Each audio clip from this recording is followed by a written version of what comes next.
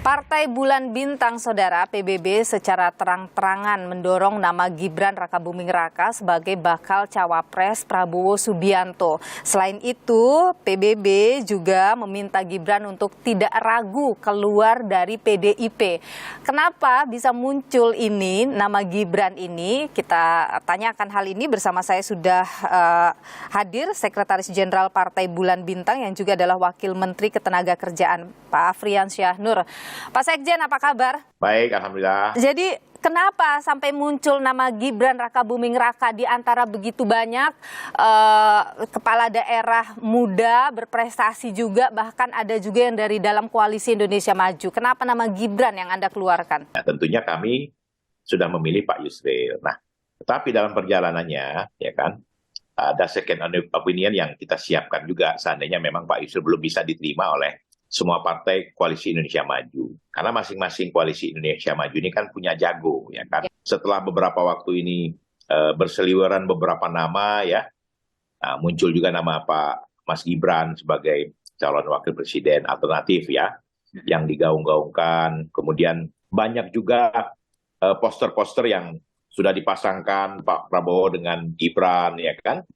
Nah, ini menarik gitu. Nah, setelah kita bicarakan di internal partai, nah ini menjadi acuan atau alternatif kedua. Pak Gibran ini anak muda yang tentu belum punya rekam jejak yang jelek. Kalau yang lain-lain kan punya rekam jejak yang jelek. Kemudian juga saat ini kan pemilih milenial ini kan terbesar nih, Mbak, hampir 40% nih. Untuk menarik peminat pemilih pemula ini, ya kan, kita coba menawarkan solusi bagaimana sosok kolaborasi antara Pak Prabowo dengan Pak Gibran ini kita satukan. Pak Prabowo ini kan sudah kuat nih, Mbak Nilu. Bagaimana harus lebih kuat lagi? Nah, tentunya dipasangkan dengan anak muda agar anak muda ini punya representasi pemilih pemula. Mas Gibran ini kan merupakan putra daripada Bapak Presiden Joko Widodo. Ini yang menarik sebenarnya. Mungkin kalau dia atau kami menawarkan yang bukan agak sedikit sensitif, mungkin tidak akan digubris. Tapi ketika kami menawarkan Mas Gibran, ini heboh, ya kan? Jadi ya ini kan? sengaja supaya PBB jadi perbincangan publik maksudnya?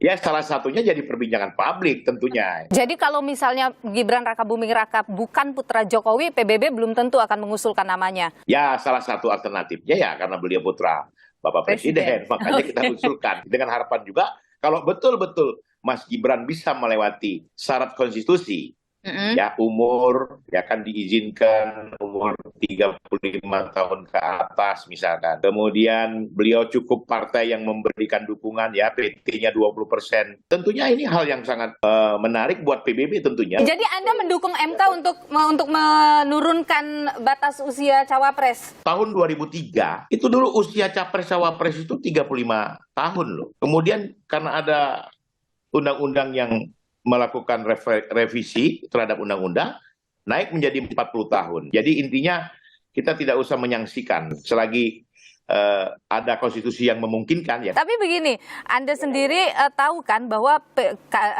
Gibran ini adalah kader PDIP. Ini dianggap tidak etis begitu, menyebut nama orang lain. Orang yang ibaratnya rumah tangganya berbeda begitu. Ya, ini kan hak kami sebagai warga negara mau mengajukan siapapun. Betul, kita tahu Anda kader PDIP. Kalau memang PDIP tidak mau mencalonkan Anda, terus ada pihak lain yang mau mencalonkan Anda dan ini merupakan hal yang sangat positif, saya berharap Anda menerima. Oke, Anda ada ngomong itu dengan Mas Gibran? Sempat berbicarakan itu dengan Mas Gibran? Saya ngomong begitu. Apa jawaban Mas Gibran? Ya, Mas Gibran mengatakan, saya ini Pak Wamen kader PDIP. Ya, silakan saja. Bila perlu, kita minta izin dengan PDIP. Harusnya PDIP bangga loh, Mbak. Ada kadernya yang ditawarkan oleh koalisi lain untuk maju. Harusnya. Banyak kok kepala-kepala daerah yang lompat-lompat kok, Pak. Dari partai A didukung, terus setelah terpilih dia pindah ke partai B, partai C. Selagi untuk kepentingan bangsa dan negara, kenapa harus takut? Dengan Anda menyebut nama Gibran Rakabuming Raka, muncul tudingan di masyarakat bahwa PBB ini membantu untuk melegalkan dinasti politik terah Jokowi. Bagaimana? Saya mengatakan selagi dinasti itu baik, dinasti itu betul-betul punya kompetensi, kemudian mereka mampu untuk mengarungi atau menakodai sebuah pimpinan apa yang akan mereka lakukan, menurut saya tidak ada masalah. Oke, Anda mendukung dinasti politik? Saya mendukung dinasti politik selagi dinasti itu memang dalam kriteria yang memang memungkinkan. Tapi saya tidak mendukung ketika dinasti itu ya dipaksakan kepada anaknya yang tidak mampu dan tidak mumpuni. Banyak itu terjadi juga, Mbak. Siapa yang tidak berdinasti di Republik ini? Saya mau tanya sama Mbak Nilu. Siapa? Partai mana? PDIP, Nasdem, Demokrat, Golkar, mana yang tidak dinasti? Nah, ketika jatuh kepada Pak Jokowi, masa kita protes? Nggak adil dong, ya kan? Kalau kita mendukung dinasti politik, ini kan tidak bagus untuk demokrasi kita. Artinya kita sudah mencoreng demokrasi yang sudah kita perjuangkan dengan berdarah-darah begitu. Saya rasa kita harus mengkoreksi diri kita. Seluruh partai politik segera mengkoreksi dirinya. Kalau mau mengatakan dinasti, semua harus habisi dinasti di setiap partai politik. Mungkin bisa dimulai dari PBB dengan tidak melakukan itu misalnya. PBB tidak melakukan dinasti politik. Oke, tapi dengan mengambil nama Gibran itu kan disebut sebagai mendukung dinasti politik tadi. Sekarang ini Mbak Nilu, semua partai politik luar biasa dinastinya. Kita lihat dari caleg-calegnya saja. Itu keluarganya, istrinya, anaknya, menantunya. Tapi tolong negara ini kalau mau baik, undang-undangnya kita perbaiki. Kita mau mengkoreksi itu secara individual, kemudian baru global. Kalau global sekarang ini Mbak Nilu, aduh, saya sebagai orang yang dalam hal ini berpolitik sudah sangat lama, saya luar biasa sangat kecewanya. Tapi mau tidak mau, kita harus larut dalam keadaan politik kita ini, dan saya berharap ke depan ini akan lebih baik. Oke. Ya kan? Apakah ini ada pesanan dari Pak Jokowi misalnya? Kok tidak ada? Murni dari internal PBB dan tidak ada pesan-pesan khusus dari Presiden. Oke. Dan kalau memang Pak Jokowi tidak merestui, ya monggo. Haknya beliau dan keluarga beliau dong. Tapi kami sebagai warga negara boleh-boleh saja. Pak Sekjen Partai Bulan Bintang yang juga adalah Wakil Menteri Ketenagakerjaan Afrian Syah-Nur. Terima kasih atas pandangan Anda di Nilu. Mbak Nilu. Ya, sehat selalu. salam kenal selalu. Dua peristiwa politik yang membawa nama Presiden Jokowi, Kaesang Pangarep yang menjadi Ketua Umum PSI dan Gibran Rakabuming Raka yang diusulkan oleh PBB sebagai bacawa pres Prabowo Subianto menuai kritik pedas dari masyarakat. Dianggap sebagai ramai-ramai mendukung dinasti politik Jokowi. Bagaimana kemudian ini akan berpengaruh pada sistem politik kita? Kita perbincangkan hal ini. Bersama saya sudah hadir analis politik dari Lingkar Madani, Ray Rangkuti. Bung Ray, terima kasih sudah bersama Nilu, sehat selalu. Terima kasih juga. Anda menyebut Kaesang sebagai pemimpin atau ketua umum PSI hal yang menggelikan seperti atraksi sulap. Simsalabim. Simsalabim, kenapa? Memang seperti apa lagi coba? Ini kali pertama dalam sepanjang sejarah setelah khususnya bahkan setelah merdeka menurut saya ada ketua umum yang dipilih hanya dalam 2 hari setelah yang bersangkutan menjabat sebagai anggota. Tidak pernah terjadi. Di partai mana kira-kira? Partai lain itu susahnya minta ampun. Di sini cuma 2 hari jadi anggota langsung ketua umum. Apa yang Anda baca dari situ? Ini memang 2024 ini banyak orang yang berebutan pengaruh Pak Jokowi gitu. Oke. Dan efek dari pengaruh Pak Jokowi itu memang nggak kecil ya. Memang besar. Lumayan sih. Kalau untuk Pilpres saja, survei menyatakan bahwa kemana arah telunjuk Pak Jokowi itu ada sekitar 10-15% yang ikut memilih tunjukannya Pak Jokowi itu. Karena itu ya kita bisa memahami hampir semua partai sekarang ya, yang beramai-ramai merebut ya simpati itu. Ini tuh mereka semata-mata merebut perhatian seorang Jokowi atau untuk kepentingan partainya sendiri tanpa memedulikan apa efek pada Jokowi? Nah, karena Jokowi juga membiarkannya. Mungkin Pak Jokowi juga menikmati aja. Tapi kan ada presiden buruk pada seorang Jokowi akhirnya. Itu mungkin yang belum disadari. Karena Anda bisa bayangkan kiri, kanan, atas, tengah, bawah semua muji-muji, ya kan? Semua seolah-olah butuh kita gitu. Ya kita nikmati aja. Tanpa dalam situasi begitu tuh ya orang luput untuk membicarakan apa implikasi-implikasi seriusnya kan. Baik bagi dirinya maupun bagi bangsa dan negara ini.